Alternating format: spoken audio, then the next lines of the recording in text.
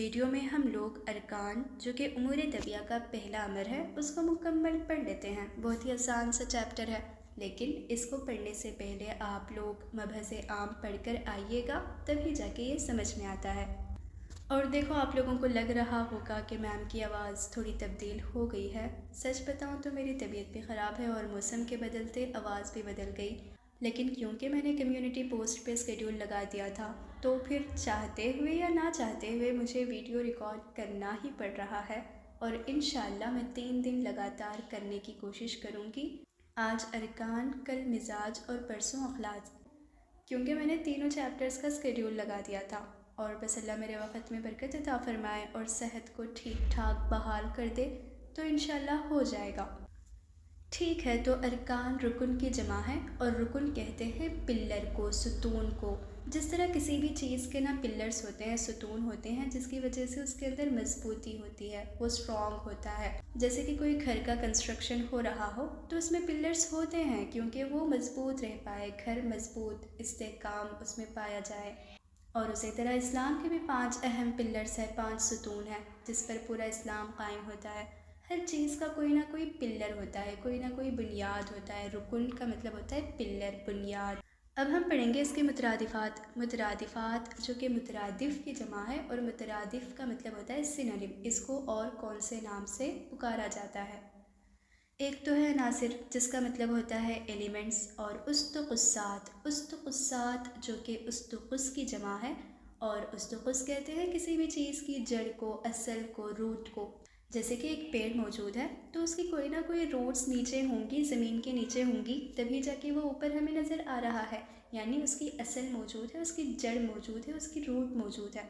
उसी तरह हर चीज़ की कुछ असल चीज़ें होती हैं, कुछ बुनियादी चीज़ें होती हैं, कुछ बेसिक चीज़ें होती हैं, जिसकी वजह से वो चीज़ बन जाती है। तो अरकान वो बुनियादी चीज़ है, वो बेसिक मटेरियल है, जिसकी वजह से हर चीज़ बनती है। कायनात में जितनी भी चीज़ें एग्जिस्ट करती है वो सब के सब अरकान से बने हुए हैं। और अंग्रेज़ी में एलिमेंट्स कहते हैं। बसीत का मतलब होता है सादा होना, सिंपल होना। तो इसका ये मतलब नहीं कि ये अरकान सादा है, बल्कि इसका ये मतलब है जिस तरह के हम लोग तिब्बे यूनानी में 4 अनासर को मानते हैं, आग, हवा, मिट्टी, पानी। तो हमारा नज़रिया ये है कि किसी भी चीज़ को बनने के लिए, यानी कायनात में जितनी भी चीज़ें एग्जिस्ट करती हैं, चाहे वो प्लांट हो, एनिमल हो या फिर कोई मिनरल हो, सब के सब आग, हवा, मिट्टी, पानी से बने हुए हैं। तो ये जो आग, हवा, मिट्टी और पानी है, उनके अंदर जितने भी पार्टिकल्स हैं, देखो आग एक चीज़ तो नहीं है ना, उसमें ढेर सारे पार्टिकल्स होंगे। मिट्टी एक चीज़ थोड़ी है, उसके अंदर भी ढेर सारे पार्टिकल्स होंगे। तो उन पार्टिकल्स को आप देखोगे तो सबका पीएच सेम होगा, सबका शक्ल सूरत सेम होगा, यानी स्ट्रक्चर शेप सेम होगा, रंग सेम होगा।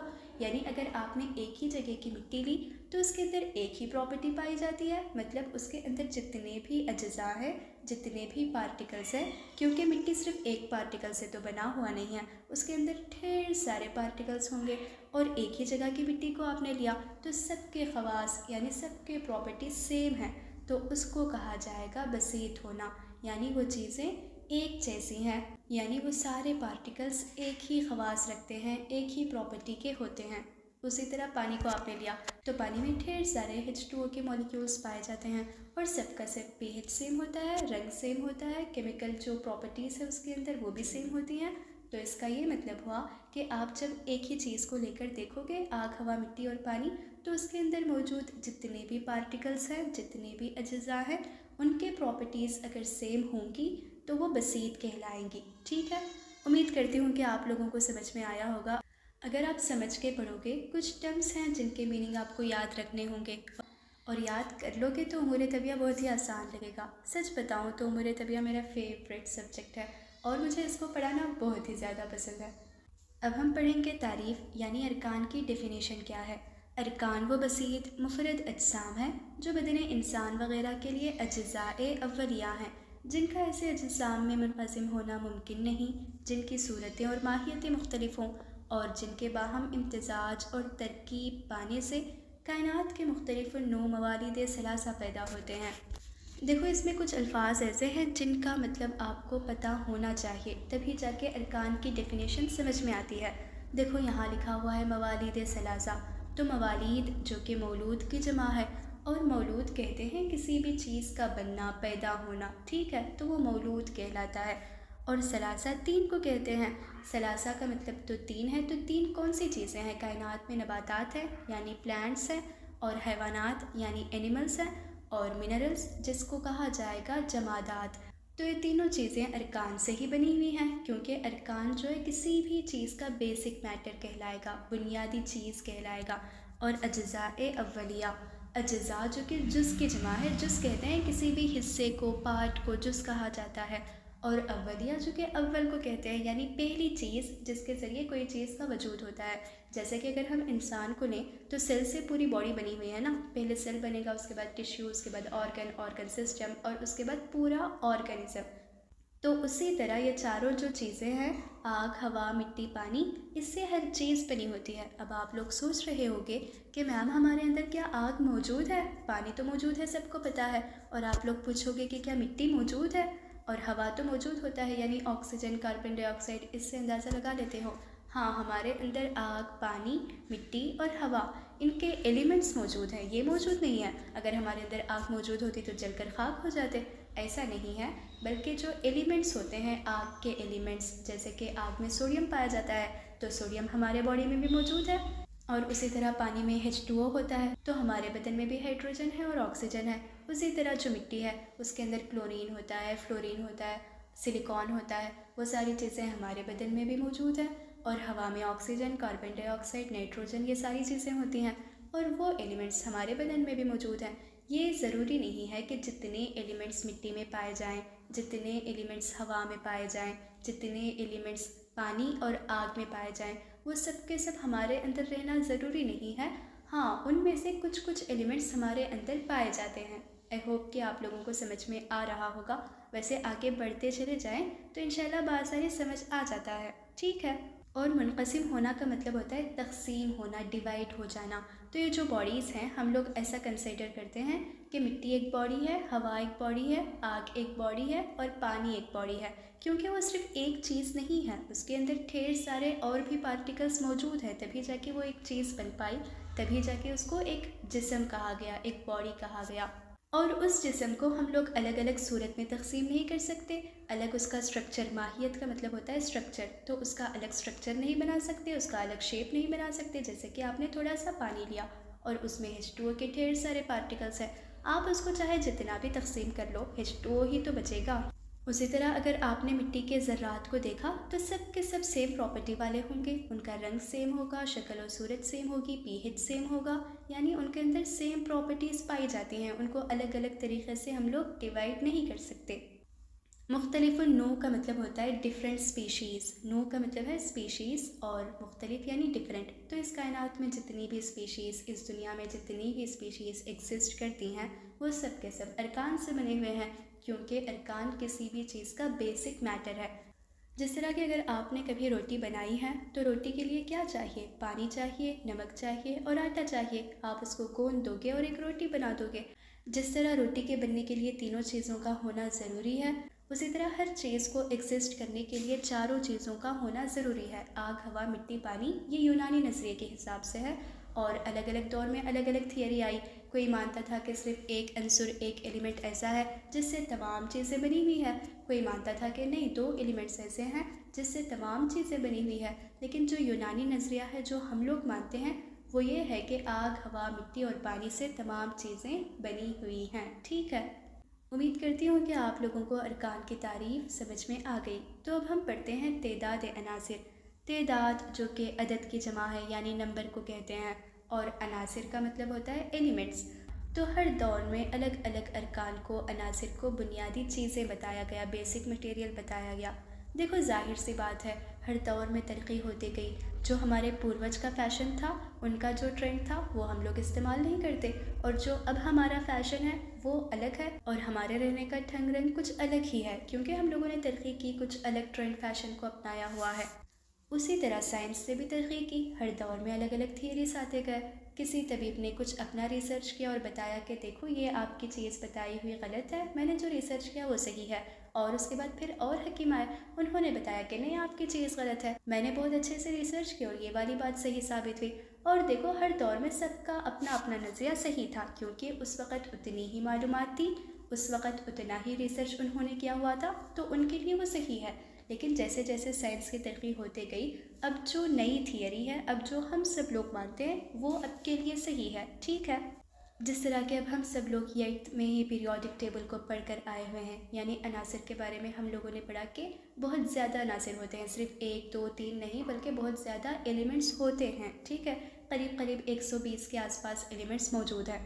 लेकिन जो यूनानी नज़रिया है वो सिर्फ 4 अरकान को मानता है, आग, हवा, मिट्टी, पानी। देखो हमारा नज़रिया बिल्कुल भी गलत नहीं है। जब हम लोग पढ़ेंगे तो मैं समझाऊंगी दोनों को रिलेट करके, जो मॉडर्न है और जो यूनानी है, तो तब जाके आपको समझ में आएगा कि हाँ हमारा नज़रिया भी सही है, ठीक है।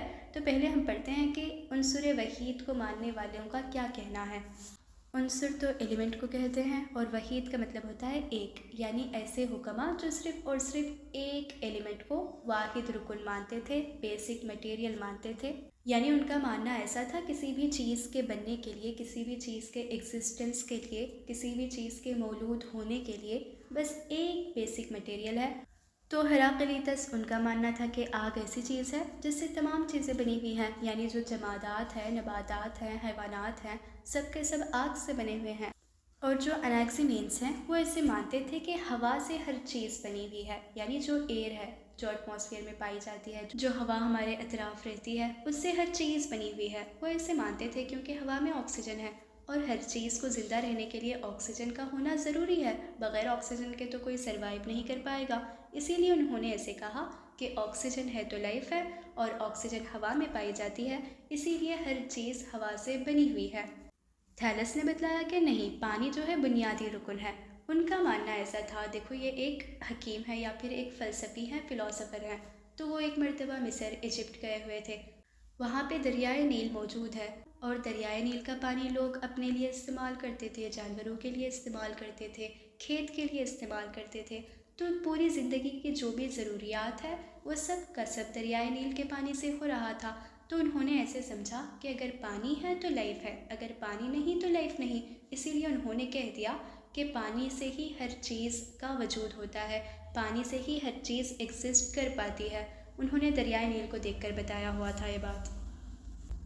और फ़राक़ीदूस का कहना है कि नहीं, देखो मिट्टी ऐसी चीज़ है जिससे तमाम चीज़ें बनेंगी, जो जमादात, नबातात और हैवानात है, सब के लिए मिट्टी ज़रूरी है।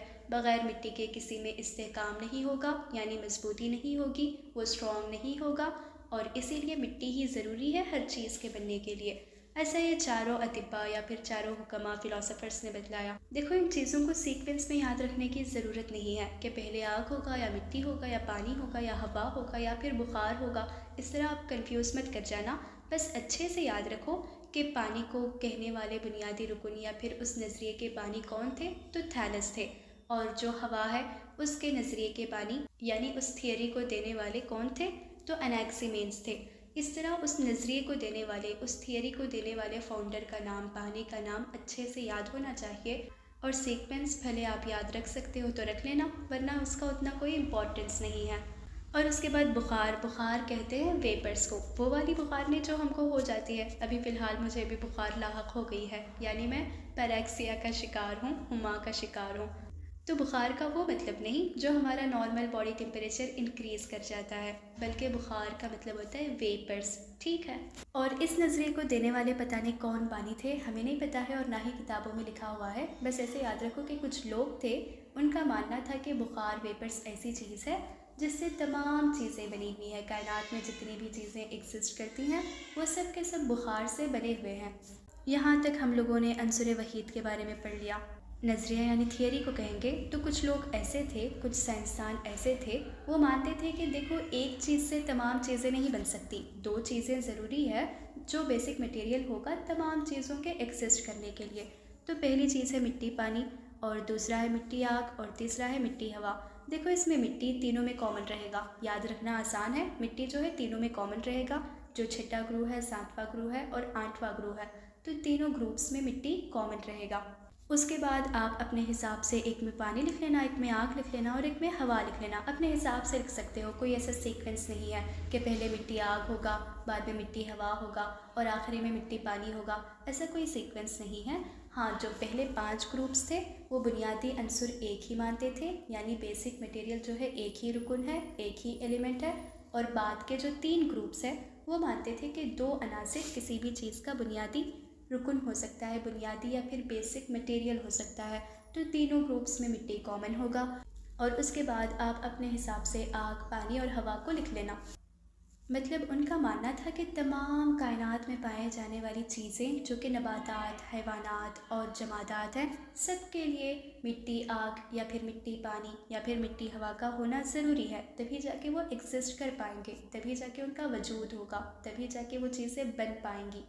इसके बाद 9वां, 10वां और 11वां ग्रुप मानता था कि 3 बुनियादी अनासिर हैं, 1-2 से काम नहीं चलेगा, बल्कि 3 जो है बेसिक मटेरियल में आएंगी, 3 चीज़ें बेसिक मटेरियल कहलाएंगी। तो उसमें जो 9वां ग्रुप है वो ऐसे मानता था कि आग, हवा, मिट्टी बुनियादी चीज़ें हैं। और जो 10वां ग्रुप है वो मानता था कि पानी, हवा, मिट्टी बुनियादी चीज़ें हैं। जिस तरह के आप लोगों ने 6ठे, 7वें और 8वें ग्रुप में मिट्टी को कॉमन रखा, मिट्टी और हवा को कॉमन रखना, यानी 9वें ग्रुप में भी मिट्टी हवा आएगा, 10वें ग्रुप में भी मिट्टी हवा आएगा। अब ये जो दोनों ग्रुप्स वाले हैं इन्होंने हवा के अंदर थोड़ी बहुत तब्दीली पैदा की। चलिए इसको अभी समझते हैं कि हवा में उन्होंने कैसे तब्दीली पैदा की। जो 9वां ग्रुप था वो मानता था कि हवा को अगर बहुत ज़्यादा ठंडक दी जाए, बहुत ज़्यादा कोल्ड कर दिया जाए तो वो पानी बन जाएगा। और जो 10वां ग्रुप था वो मानता था कि अगर हवा को बहुत ज़्यादा गर्म किया जाए, हार किया जाए, बहुत ज़्यादा हॉट किया जाए तो वो आग बन जाएगा। इस तरह 9वां और 10वां ग्रुप मानता था। देखो याद रखना आसान है, आगे चलकर आप पढ़ोगे कि जो पानी का मिजाज है वो बारिद रतब है और जो आग का मिजाज है वो हार याबिस है। यानी अगर हवा को बरूदत दी जाए तो वो पानी बन जाएगा और हवा को हरारत दी जाए तो वो आग बन जाएगा। उम्मीद करती हूँ कि आप लोगों को ठीक से समझ आ रहा होगा। और देखो सच में समझ आ रहा है तो अपने फ्रेंड्स को, जूनियर्स के साथ लाजमी शेयर कर दें, क्योंकि तालीम को फैलाने से और बढ़ते चली जाएगी। और मेरे लेक्चर से आप लोगों को सच में फ़ायदा हो रहा है तो लाजमी कमेंट करके बताइएगा। इसके बाद अब हम पढ़ते हैं 11वां ग्रुप, और ये नज़रिया कीमियादानों ने दिया था, यानी जो केमिस्ट होते हैं उन्होंने दिया था। अब देखो जो केमिस्ट्री से ताल्लुक़ रखने वाले लोग होते हैं ना, वो तो सीधा केमिकल्स के बारे में ही बताते हैं। अब उन्हें केमिकल्स बहुत ज़्यादा पसंद है तभी जाके वो केमिस्ट बन रहे हैं। उसी तरह जो कीमियादानों का नज़रिया है या फिर केमिस्ट का नज़रिया है, तो वो ऐसे कहते थे कि बुनियादी अनासिर 3 हैं, बुनियादी एलिमेंट्स 3 हैं, और वो है सॉलिड, लिक्विड और गैस। यानी जो मिल है इसका मतलब होता है नमक, तो नमक सॉलिड चीज़ है, और जो रोगन है इसका मतलब होता है तेल, वो लिक्विड चीज़ है, और जो गंधक है इसका मतलब होता है सल्फर, वो एक गैशियस चीज़ है। तो इस तरह तीनों चीज़ों से कायनात की कोई भी चीज़ बन सकती है। उसमें लिक्विड का होना ज़रूरी है, उसमें सॉलिड का होना ज़रूरी है, और उसमें गैशियस पार्टिकल्स का होना ज़रूरी है।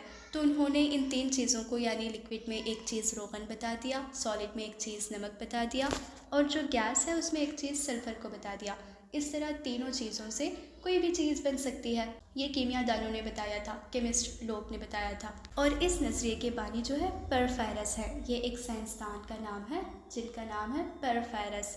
और इस नज़रिए को मानने वाले, यानी इस थियरी को मानने वाले लोगों को कहा जाता है अहले अक्सीर। ठीक है, इस तरह के क्वेश्चन MCQs में पूछे जाते हैं कि अहले अक्सीर वो कौन लोग हैं जो किन अनासिर को बुनियादी चीज़ें मानते हैं। तो आप लोगों को याद होना चाहिए कि अहले अक्सीर रोगन, मिल्ह और गंधक को बुनियादी अनासिर मानते थे। अब हम पढ़ेंगे 12वां ग्रुप, जो कि यूनानी का नज़रिया है, जिसको हम सब लोग फॉलो करते हैं। और यूनानी का जो बुनियादी नज़रिया है या फिर जिस पर पूरी तिब्ब यूनानी कायम है, वो 12वां ग्रुप वालों का नज़रिया है। और इस नज़रिए को देने वाले इब्न दकीलस थे। और आग, हवा, मिट्टी और पानी को हम लोग बुनियादी रुकन मानते हैं। यानी हम लोग ऐसे मानते हैं कि कायनात में जितनी भी चीज़ें एग्जिस्ट करती हैं वो सब के सब आग, हवा, मिट्टी और पानी से बनी हुई हैं। फ़लासफ़ा मशाइन, फ़लासफ़ा फ़िलासफ़र्स को कहते हैं, और मशाइन का मतलब होता है चलने फिरने वाले। तो उस दौर में कोई मदरसा, स्कूल, कॉलेज, यूनिवर्सिटी तो थी नहीं। उस्ताद को ख़ुद ही पैदल चलते हुए जाना होता था, और जहाँ भी रास्ते में शागिर्द मिला उनको पढ़ा देते थे। तो फ़लासफ़ा मशाइन वो सारे फ़िलासफ़र्स हैं जो घूम फिर कर तालीम दे दिया करते थे। और क़दीम जमहूर अतिब्बा, देखो जमहूर उस चीज़ को कहते हैं जिस पे ढेर सारे चीज़ों का इत्तेफाक हो। बहुत सारे अतिब्बा का, बहुत सारे डॉक्टर्स जो है इसी बात को मानते थे। यानी जो पुराने दौर के बहुत से अतिब्बा थे, बहुत से हकीम थे, वो सब इसी नज़रिए के कायल थे। वो सब समझते थे कि हाँ, किसी भी चीज़ के बनने के लिए आग, हवा, मिट्टी और पानी का होना ज़रूरी है। वो बेसिक मटेरियल है मवालिद सलासा, नबातात, हैवानात और जमादात के लिए।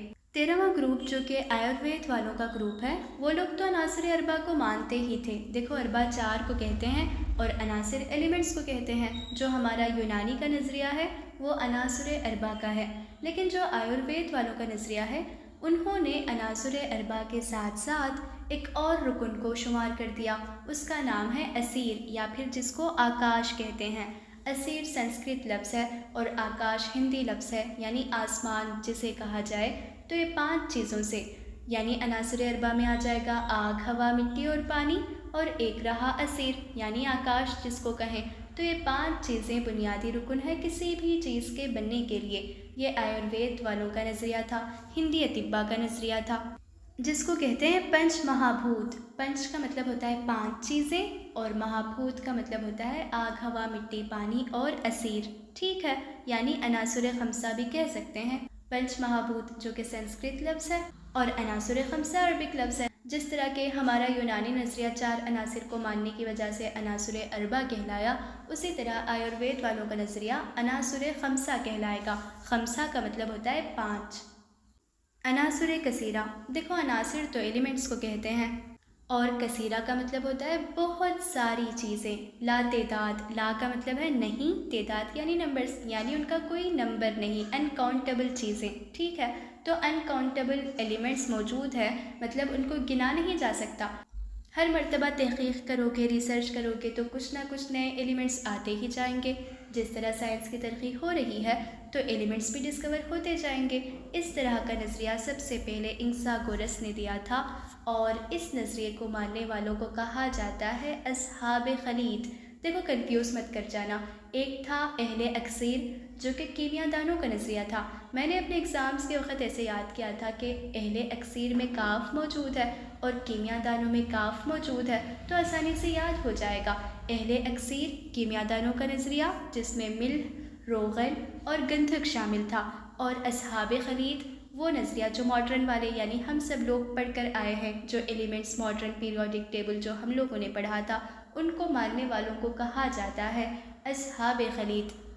खलीद का मतलब होता है मिली जुली चीज़ें। ठीक है, तो इन एलिमेंट्स में सारी चीज़ें आग, हवा, मिट्टी और पानी में मिली हुई हैं। जैसे कि ऑक्सीजन और हाइड्रोजन पानी में मिल जाएगा, क्लोरीन, फ्लोरीन, सिलिकॉन ये वाली चीज़ें मिट्टी में मिल जाएंगी, और नाइट्रोजन, ऑक्सीजन इस तरह की चीज़ें हवा में मिल जाएंगी। और जो आग है उसमें सोडियम और उसकी तरह ढेर सारे दूसरे एलिमेंट्स मिल जाते हैं। तो इसका ये मतलब हुआ कि 4 ही बॉडीज़ मेन हैं, यानी आग, हवा, मिट्टी, पानी मेन अजसाम है, उन्हीं के अंदर सारे एलिमेंट्स पाए जाते हैं। तो हमारा जो नज़रिया है वो बिल्कुल भी गलत नहीं है।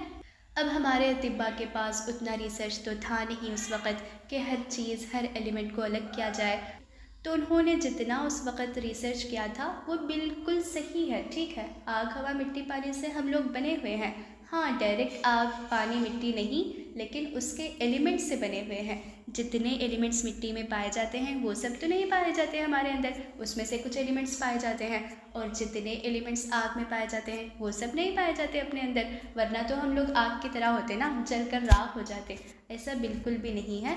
जितने एलिमेंट्स आग में मौजूद होते हैं उसमें से कुछ एलिमेंट्स हमारे लिए फ़ायदेमंद होंगी, तो वही एलिमेंट्स से हम लोग बने हुए हैं। आग, हवा, मिट्टी, पानी के जो एलिमेंट्स हैं उन्हीं से कुछ कुछ एलिमेंट्स को निकाल कर हमारा वजूद हुआ है, यानी कायनात में जितनी भी चीज़ें हैं उनमें सब में आग, हवा, मिट्टी और पानी के थोड़े थोड़े एलिमेंट्स पाए जाते हैं। तो जो हमारा नज़रिया है यूनानी का वो बिल्कुल सही है, और जो मॉडर्न वालों का नज़रिया है तो उन्होंने आग, हवा, मिट्टी और पानी को एक रुकन नहीं बताया, बल्कि आग में से मौजूद चीज़ों को अलग किया और उसको अलग एलिमेंट्स का नाम दिया, पानी में मौजूद एलिमेंट्स को अलग किया और उसको अलग रुकन का नाम दिया। इस तरह उन्होंने हर चीज़ के अलग अलग एलिमेंट्स को बताया और कहा कि अनासिर लातेदाद है, 1 2 3 4 नहीं है, यानी आग, हवा, मिट्टी, पानी नहीं है, बल्कि उन्होंने आग, हवा, मिट्टी, पानी के ही चीज़ों को अलग अलग करके बताया कि देखो बहुत सारे एलिमेंट्स हैं, इस तरह करके बताया। ज़र्रात का नज़रिया, ज़र्रात कहते हैं आटम्स को। तो आटम जो है नाकाबिल तक़सीम है, जिसको डिवाइड नहीं किया जा सकता, और इस नज़रिए को देने वाले थे डेमोक्रातुस। ठीक है, बस इतने ही थे तादाद अनासिर, और उम्मीद करती हूँ कि आप लोगों को यहाँ तक ठीक ठाक समझ आ गया होगा। अब हम पढ़ते हैं अरबियत अरकान के दलाइल। देखो, अरबियत जो कि अरबा से बना, और अरबा का मतलब 4 होता है, अरकान जो कि रुकन की जमा है, और रुकन एलिमेंट्स को कहते हैं, सुतून को कहते हैं। जो हम लोगों ने अरकान की तारीफ़ पढ़ ली है, तो आप लोगों को समझ में आ गया होगा कि अरकान क्या चीज़ है। और दलाइल का मतलब होता है सबूत क्या है, एविडेंस क्या है। जो यूनानी का नज़रिया अनासुर अरबा पर मौजूद है, तो इसका सबूत क्या है, हम लोग क्यों अपनी बुनियाद अनासुर अरबा पर रखे हुए हैं। जो यूनानी तिब की बुनियाद है वो तो अनासुर अरबा ही है ना, कि आग, हवा, मिट्टी, पानी से कायनात की तमाम चीज़ें बनती हैं। तो इसका दलील क्या है, सबूत क्या है, एविडेंस क्या है। तो दलील देने वाले का नाम है अल्लामा नफीस। देखो, अच्छे से याद रखना अतिब्बा के नाम, क्योंकि इस तरह के छोटे छोटे क्वेश्चंस ही पूछ लेते हैं वैवा में और MCQs में। मुरक्कब के वजूद के लिए 4 अहम अज्जा हैं। आग, हवा, मिट्टी, पानी, 4 जो हैं अहम अज्जाम हैं, अहम बॉडीज़ हैं किसी भी चीज़ के बनने के लिए। और मुरक्कब तो कंपाउंड को कहते हैं। जब ये चारों चीज़ें आपस में मिल जाएंगी तो कोई कंपाउंड ही तो बनेगा ना, सिंगल चीज़ तो नहीं बनेगी। जब 4 चीज़ें आ गई तो कंपाउंड ही बनता है। अल्लामा नफीस ने ऐसे बताया कि जामिद सॉलिड को कहते हैं, तो मिट्टी सॉलिड शक्ल में पाई जाती है, और सयाल लिक्विड को कहते हैं, तो पानी लिक्विड शक्ल में पाई जाती है, और रीही एयर को कहते हैं, तो जो हवा मौजूद है वो रीही में आ जाएगा, और नारी आग को कहते हैं, जो फायर है वो नारी में आ जाएगा। तो उनका मानना ऐसे था कि किसी भी चीज़ के बनने के लिए जामिद का होना ज़रूरी है, सयाल का होना ज़रूरी है, रीही और नारी का होना ज़रूरी है, तभी जाके कोई चीज़ मजबूती के साथ कायम रह सकती है, ठीक ठाक उसका वजूद हो सकता है।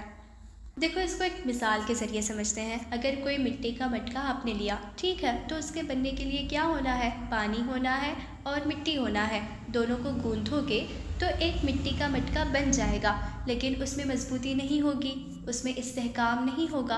तो उसको क्या करते हैं, थोड़ी देर हवा में सुखा देते हैं, तो हवा की वजह से उसके अंदर तखलखुल का पैदा हो जाता है, यानी इंटरसेलुलर स्पेस बन जाती है। थोड़ा बहुत तो मजबूत हो जाएगा अब, लेकिन अभी भी उतना मजबूत नहीं है, बहुत जल्द वो टूट सकता है। इसीलिए क्या करते हैं, मिट्टी के मटके को आग में पका देते हैं, ताकि उसके अंदर मजबूती आ जाए, इस्तेहकाम आ जाए। आई होप कि अब आप लोग समझ चुके होंगे कि किस तरह आग, हवा, मिट्टी और पानी का काम है, जिसकी वजह से कायनात की तमाम चीज़ें बनती हैं। और जो मिट्टी है वो बआसानी पानी के मिलने से शक्ल को कबूल कर लेती है। जैसे कि आपने मिट्टी और पानी को गूंधा तो क्या होगा, मिट्टी का मटका भी आप बना सकते हो, मिट्टी का बोतल भी बना सकते हो, मिट्टी का कोई बर्तन भी बना सकते हो। यानी जब आपने एक मैटर बना लिया तो उससे कुछ भी बना सकते हो, क्योंकि वो कौन सा भी शक्ल पानी की वजह से इख्तियार कर सकता है। तो पानी का काम हुआ मिट्टी को कोई भी शक्ल में इख्तियार करने के काबिल बनाना। और जो मिट्टी है उसके अंदर बहुत ज़्यादा गाढ़ापन होगा, वो बहुत ज़्यादा कसीफ होगा। देखो, अच्छे से याद रखो, कसीफ का मतलब होता है गाढ़ा होना, थिक होना। इस तरह किसी भी चीज़ के बनने के लिए आग, हवा, मिट्टी और पानी का होना ज़रूरी है। यह अल्लामा नफीस ने दलील के ज़रिए समझा दिया। अब हम पढ़ते हैं कैफियत अरबा। कैफियत जो कि कैफियत की जमा है, और अरबा 4 को कहते हैं।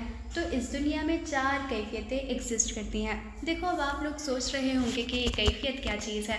कैफियत कैफ़ा से बना, और कैफ़ा का मतलब होता है कि हालत कैसी है। जब आपने किसी चीज़ को छू कर देखा, टच करके देखा, तो आपको महसूस क्या हुआ, आपको फील क्या हुआ, वो कैफियत कहलाएगा। ठीक है, तो किसी भी चीज़ को छूकर देखने से हमें 4 कैफियतें पता चलती हैं। हरारत यानी वो गर्म होगा, बरूदत ठंडा होगा, रतूबत तरी उसमें पाई जाएगी, मॉइस्चर होगा, कच्चा होगा, गीला होगा, और यबूसत इसका मतलब होता है खुश्क होना, ड्राई होना। अब यहाँ लिखा है फ़ाइला और मुनफ़ैला, और फ़ाइला को देखो गालिबा भी कहते हैं। फ़ाइला का मतलब होता है काम करने वाली क़ुव्वतें, और मुनफ़ैला का मतलब होता है जिन पर काम किया जाए, और गालिबा का मतलब होता है जो डोमिनेट कर जाए, और मग़लूबा का मतलब होता है जिसने भी डोमिनेट किया हुआ है उसके अंडर काम करना, उसके ऑर्डर की तकमील करना, उसकी बात सुनना, तो वो मग़लूबा कहलाएगा। ये दोनों कैफ़ियत फ़ाइला कहलाएंगी, यानी इनकी वजह से काम होता है, ये काम करते हैं, इसीलिए ये फ़ाइला कहलाएंगी। और मुनफ़ैला यानी इन कैफ़ियत पर काम किया जाता है। रतूबत और यबूसत ये ऐसी कैफ़ियत हैं जो फ़ाइला का काम सुनती हैं और इन पर फ़ाइला का काम किया जाता है। जो यबूसत वाली कैफ़ियत है वो ना बहुत जल्द हासिल होती है और ना बहुत जल्द ज़ाया होती है। जैसे कि आपने एक लकड़ी को लिया और मान लेते हैं कि वो लकड़ी गीली है, कच्ची है, वेट है, तो वो बहुत जल्द सूख भी नहीं सकती, और एक मरतबा वो सूख गई तो बहुत जल्द वो कच्ची हो भी नहीं सकती। तो ये जो यबूसत वाली प्रॉपर्टी है, इसका ये मतलब होता है कि ये वाली कैफ़ियत ना बहुत जल्द हासिल होती है, और अगर हासिल हो गई तो बहुत जल्द वो ज़ाया भी नहीं हो सकती, बहुत जल्द वो जा भी नहीं सकती। और जो रतूबत वाली कैफ़ियत है वो तो आ जाती है, ठीक है, मतलब जल्दी से हम लोग उसको हासिल कर ले सकते हैं, लेकिन उसको निकालने में देरी लग जाएगी। जैसे कि आपने स्पॉन्ज को भिगाया तो बहुत जल्द वो पानी को जज़्ब तो कर लेगा, लेकिन उसको बहुत जल्द ज़ाया तो नहीं कर सकता ना, बहुत जल्द वो सूख नहीं सकता। और हरारत तो गर्मी को कहा जाएगा, बरूदत ठंडक को कहा जाएगा। तो इस तरह कैफ़ियत अरबा 4 हो गई, हरारत, बरूदत, रतूबत और यबूसत। अच्छे से याद रखो, जो फ़ाइला कैफ़ियत है वो हरारत और बरूदत है, जो मुनफ़ैला कैफ़ियत है वो यबूसत और रतूबत है। फ़ाइला को गालिबा भी कहा जाता है और मुनफ़ैला को मग़लूबा भी कहा जाता है। और देखो, ये दोनों कैफ़ियत एक साथ नहीं आ सकती, और ये दोनों कैफ़ियत भी एक साथ नहीं आ सकती, क्योंकि ये दोनों कैफ़ियत फ़ाइला हैं, यानी काम करने वाले हैं। तो काम करने वालों के साथ कोई जिस पर काम किया जाए वो भी तो होना चाहिए। जैसे कि मैं पढ़ा रही हूँ तो मैं काम करने वाली हुई, और मेरे साथ फ़ोन का होना ज़रूरी है, तभी जाके मैं आपको फ़ोन के ज़रिए पढ़ा सकती हूँ। तो फ़ोन मुनफ़ैला हुआ और पढ़ाने वाली मैं फ़ाइला हुई। किसी भी काम के लिए फ़ाइला और मुनफ़ैला का होना ज़रूरी है। अगर सिर्फ काम करने वाले मौजूद हैं तो काम किस पर किया जाएगा। जैसे कि कोई कपड़े सिलने वाले हैं, सिलाई वगैरह करते हैं, अगर वो सिर्फ बैठे रहें, काम ना करें, तो वो हुए फ़ाइला। लेकिन जब उन्होंने कपड़े की सिलाई शुरू कर दी तो कपड़ा हुआ मुनफ़ैला, जिस पर काम किया जा रहा है। तो इसका ये मतलब हुआ कि फ़ाइला और मुनफ़ैला एक साथ आते हैं, हमेशा सिर्फ फ़ाइला नहीं होंगे और ना ही मुनफ़ैला होंगे, क्योंकि जब फ़ाइला और मुनफ़ैला आपस में मिलते हैं तभी जाके कोई काम होता है। अगर सिर्फ कपड़े सिलने वाले रह गए तो फिर वो काम किस पे करेंगे, वो तो सिर्फ फ़ाइला हो गए, उनके साथ एक और मुनफ़ैला जुड़ गया, तो जब जाके काम होगा। अगर सिर्फ काम वाले ही रह जाएं तो कोई काम नहीं होगा। अगर सारे टीचर्स एक जगह रह जाए और उन्होंने किसी को पढ़ाया नहीं तो वो सब के सब फ़ाइला हैं, लेकिन जब उनके पास स्टूडेंट्स आ जाएंगे जिन पर वो पढ़ाएंगे, जिनके ज़रिए वो अपने काम को कर पाएंगे, तो तब जाके टीचिंग का काम हो पाएगा। यानी फ़ाइला और मुनफ़ैला दोनों का होना ज़रूरी है, सिर्फ फ़ाइला नहीं रह सकती, सिर्फ मुनफ़ैला नहीं रह सकती। उम्मीद करती हूँ कि आप लोगों को समझ में बात आ रही होगी। हरारत के साथ या तो रतूबत होगी या फिर यबूसत होगी, उसी तरह बरूदत के साथ रतूबत या यबूसत का होना ज़रूरी है। हरारत बरूदत एक साथ नहीं पाए जा सकते, क्योंकि वो दोनों तो फ़ाइला है। मुफ़र्रद कैफ़ियत 4 हैं, मुरक्कब कैफ़ियत 4 हैं। मुफ़र्रद कैफ़ियत ये है, मुफ़र्रद सिंगल को कहते हैं। तो हरारत, बरूदत, रतूबत और यबूसत मुफ़र्रद कैफ़ियत हैं, और मुरक्कब कैफ़ियत यानी कंपाउंड को कहते हैं। जब ये दोनों आपस में मिल जाएंगी, फ़ाइला और मुनफ़ैला, तो इससे मुरक्कब कैफ़ियत बनेगी, यानी दो सिंगल कैफ़ियत आपस में मिलती हैं तो मुरक्कब कैफ़ियत बन जाएगी। बस इतना ही है। हरारत के साथ रतूबत मिला तो हार रतब हुआ, बरूदत के साथ यबूसत मिला तो बारिद याबिस हुआ, हरारत के साथ यबूसत मिला तो हार याबिस हुआ, बरूदत के साथ रतूबत मिला तो बारिद याबिस हुआ, क्योंकि दोनों का मिलना ज़रूरी है, फ़ाइला और मुनफ़ैला का मिलना ज़रूरी है, तभी जाके कोई मुरक्कब कैफ़ियत बनेगी। इस तरह ये आपस में मिलने से 4 मुरक्कब कैफ़ियत बनाती हैं, और मुफ़र्रद कैफ़ियत भी 4 ही हैं। अब हम पढ़ेंगे अनासर का तबई मुकाम। मुकाम प्लेस को कहेंगे, लोकेशन को कहेंगे, और तबई का मतलब होता है नॉर्मल, जिस जगह वो होना चाहिए, नॉर्मली जिस जगह वो प्रेजेंट होता है। और अनासर का मतलब होता है एलिमेंट्स। तो 4 एलिमेंट्स का कौन सा अपना तबई लोकेशन है, नॉर्मल लोकेशन है, उसके बारे में पढ़ेंगे। जो मिट्टी है वो बीच में पाई जाएगी, मरकज़ में, दरमियान में मौजूद होगी। एकदम सेंटर में मिट्टी पाई जाती है और मिट्टी को अर्ज़ भी कहते हैं। और जो माँ है जिसका मतलब होता है पानी, वाटर, तो वो मिट्टी को घेरे हुए रहेगा। देखो मिट्टी बहुत ज़्यादा वज़नी है तो वो सेंटर में रहेगी और पानी उसको घेर के रहेगा क्योंकि मिट्टी से थोड़ा कम पानी का वज़न होता है। और जो हवा है वो पानी के अतराफ मौजूद होगी क्योंकि इसका और वज़न कम हो जाएगा। जितना पानी का वज़न है उससे भी कम वज़न हवा होता है। और जो आग है वो तो सबसे आखिरी में होगा क्योंकि इसका वज़न तो सबसे कम है। जो बहुत ज़्यादा वज़नी है वो एकदम नीचे रहेगा, यानी जो मिट्टी है उसका वज़न बहुत ज़्यादा है, उसका वेट बहुत ज़्यादा है, तो वो दरमियान में रहेगा। उसके अतराफ पानी रहेगा और फिर उसके अतराफ हवा रहेगा और आखिर में हवा के अतराफ आग या फिर नार रहेगा। देखो पानी को आब भी कहते हैं, जिस तरह के आप लोगों ने सुना होगा आब ज़मज़म, तो आब का मतलब होता है पानी। क्योंकि इस तरह का एमसीक्यू यूनिवर्सिटी एग्ज़ाम में पूछा गया है तो आप लोगों को आब का मतलब पता होना चाहिए। आब का मतलब होता है पानी, वरना बच्चे मालूम होते हुए भी आंसर गलत कर जाते हैं। अब हम इसके फंक्शंस को पढ़ेंगे कि अफ़ाल क्या हैं, आग, हवा, मिट्टी, पानी का काम क्या है।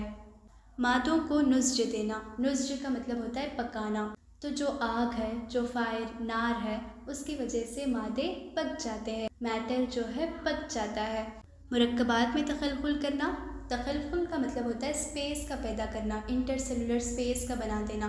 जो भी कंपाउंड्स बनाते हैं आग, हवा, मिट्टी, पानी से, उसको आप सुखा दोगे हवा में तो उसकी वजह से उसके अंदर इंटरसेलुलर स्पेस बन जाएगा, हवा, स्पेस, ये वाली चीज़ें बन जाएंगी। और मज़बूत व मुस्तहकम का काम होता है मिट्टी का, क्योंकि मिट्टी कसीफ होती है, गाढ़ी होती है, थिक होती है, तो इसका काम है मजबूती को बनाना, स्ट्रॉन्ग रहना किसी भी चीज़ का मिट्टी की वजह से होगा। आसानी से शक्ल इख्तियार कर सके, ये तो पानी का काम है। जब भी पानी और मिट्टी को गूंद दोगे तो किसी भी शक्ल को हम लोग बना सकते हैं, किसी भी शेप को हम लोग बना सकते हैं, क्योंकि पानी की वो खासियत है कि वो किसी भी शक्ल को, शेप को ढाल दे सकती है। अब हम पढ़ते हैं अनासुरे इंसानिया। देखो अनासुर तो एलिमेंट्स को कहते हैं और इंसानिया बना इंसान से, यानी जो हमारी ह्यूमन बॉडी है उसके अंदर कितने एलिमेंट्स होंगे, कौन कौन से एलिमेंट्स होंगे। जाहिर सी बात है हमारी बॉडी भी आग, हवा, मिट्टी, पानी से बनी हुई है, लेकिन तमाम एलिमेंट्स तो नहीं पाए जाएंगे ना। लेकिन एलिमेंट्स तमाम नहीं पाए जाते जो आग, हवा, मिट्टी, पानी में होते हैं, बल्कि कुछ कुछ एलिमेंट्स हैं वही पाए जाते हैं। कुल 19 अनासिर पाए गए हैं, यानी 19 एलिमेंट्स ऐसे हैं जो ह्यूमन बॉडी में मौजूद होते हैं और 16 एलिमेंट्स ऐसे हैं जो हर इंसान में पाए ही जाते हैं। तो उसमें oxygen, phosphorus, nitrogen, hydrogen, carbon, sulphur, iodine, silicon, sodium, potassium, chlorine, fluorine, calcium, magnesium, lithium, iron, manganese, copper और लेड, ये 19 अनासिर हैं जो बदन इंसान के अंदर पाए गए हैं। लेकिन जो आखिरी के 3 हैं वो रेयर है, किसी में पाए भी जा सकते हैं और नहीं भी पाए जाते। लेकिन जो बकिया 16 एलिमेंट्स हैं ये सब के सब हर इंसान में पाए जाते हैं। और जो एल्युमिनियम, आर्सेनिक, निकल, जिंक और कोबाल्ट है ये बाज़ इंसानों में पाए गए हैं, तो ऐसे हम लोग इनको अलग नहीं किया जा सकता। मतलब जिस इंसान में ये वाली चीज़ें, ये वाली एलिमेंट्स पाए जाएँ, जैसे कि जिंक हो गया, कोबाल्ट हो गया, तो हम लोग उस इंसान को अब नॉर्मल नहीं कह सकते, वो भी नॉर्मल है, बस उसके अंदर ये वाली एलिमेंट्स पाई गई हैं। हाँ, ये बहुत ज़्यादा रेयर होंगी, ये तो तीनों रेयर ही हैं, लेकिन ये और भी ज़्यादा रेयर है, ठीक है। रेयरेस्ट जो है मतलब बिल्कुल भी ना के बराबर पाए जाएंगे। अनासुर का मिजाज, देखो मिजाज किसे कहते हैं ये हम लोग इंशाल्लाह नेक्स्ट चैप्टर में पढ़ेंगे, जो कि मिजाज ही होने वाला है। अनासिर तो एलिमेंट्स को कहा जाता है, तो जो आग है जिसको नार भी कहेंगे, फायर जिसे कहा जाए, तो उसका मिजाज होता है हार याबिस, यानी जब आप उसको छू कर देखोगे तो एकदम जल जाएगा भाई हाथ, क्योंकि वो गर्म है, बहुत ज़्यादा गर्म है और उसके अंदर खुश्की पाई जाती है। याबिस का मतलब होता है ड्राई होना, खुश्क होना। और जो हवा है जिसको रीह भी कहते हैं या फिर उसको इंग्लिश में एयर कहेंगे, तो उसका मिजाज है हार रतब, जिसमें गर्मी भी होगी और जाहिर सी बात है हवा में मॉइस्चर भी तो पाया जाता है, इसीलिए इसका मिजाज है हार और रतब। और जो माँ है यानी जिसे पानी कहेंगे, तो माँ को वाटर या फिर आब भी कहा जाता है। आब का मतलब ही होता है पानी, जो कि एक पर्शियन वर्ड है। बारिद रतब इसका मिजाज है, यानी पानी ठंडा होगा और इसमें मॉइस्चर भी होगा। और जो मिट्टी है, अर्थ जिसे कहेंगे, सॉइल जिसे कहा जाता है, तो उसका मिजाज है बारिद याबिस, यानी वो ठंडा है। अगर आप मिट्टी को हाथ लगाओगे तो हाथ जल थोड़ी ना जाएगा, वो ठंडा है और उसके अंदर यबूसत पाई जाती है, खुश्की पाई जाती है। देखो, इन मिजाजों को बिल्कुल भी मत रटिए, अच्छे से समझ कर पढ़िए कि जो मिट्टी है उसकी कैफियत कैसी होगी, हाथ लगाने से वो कैसे दिखेगा, आग को हाथ लगाने से वो कैसे दिखेगा, पानी की कैफियत क्या हो सकती है, हवा की कैफियत क्या हो सकती है। जब आप उसको समझ कर पढ़ोगे तो बहुत सारी याद हो जाएगा, इसको रटते क्यों हो, बहुत ही आसान है। और अल्हम्दुलिल्लाह अरकान का फर्स्ट चैप्टर का रिवीजन हो चुका है। उम्मीद करती हूँ कि आप लोगों को अच्छे से समझ आया होगा, और कुछ भी डाउट वगैरह हो तो कमेंट कर देना, और सच सच बताओ इस लेक्चर से आप लोगों को फ़ायदा हुआ या नहीं हुआ, और क्या इम्प्रूव करना है। जो भी आपको ठीक लगा सब बता सकते हो।